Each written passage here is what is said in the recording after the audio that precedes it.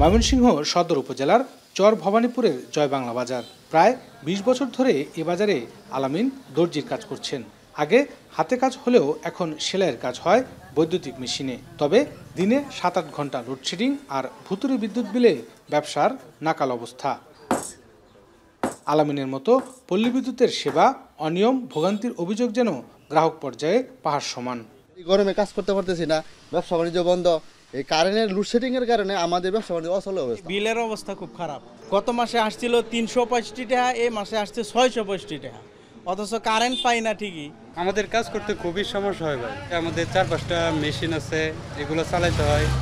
Current না থাকলে আমরা এগুলো ব্যবহার করতে পারতেছি না।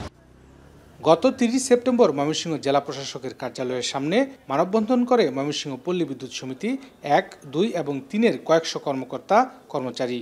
তাদের দাবি, বাংলাদেশ পল্লী বিদ্যুতায়ন বোর্ড মাঠ পর্যায়ে কাজ না করলেও গ্রাহক সেবায় বৈদ্যুতিক তার, ট্রান্সফরমার, মিটার লাইটিং, অ্যারেস্টার, খুঁটিসহ সকল মালামাল ক্রয় করে, যে কারণে হালকা ঝড় বৃষ্টিতে বিচ্ছিন্ন হয়ে যায় সংযোগ। অভিযোগ উঠেছে কমিশন বাণিজ্যে নিম্নমানের মালামাল কিনে কিছু অসাধু কর্মকর্তা।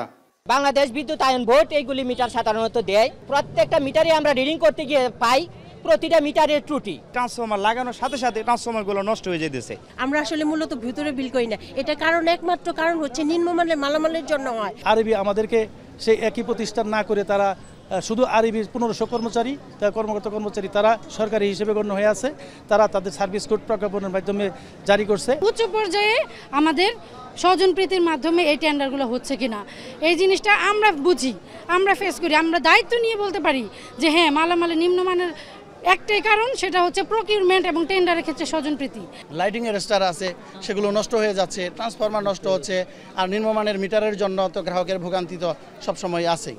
তো এই সমস্ত যদি আমরা একীভূতকরণ করা সম্ভব হয়, তখন দেখা যাবে আমাদের পল্লী বিদ্যুতায়ন বোর্ড মানে এই ধরনের দুর্নীতিগুলো তখন আর করতে পারবে না।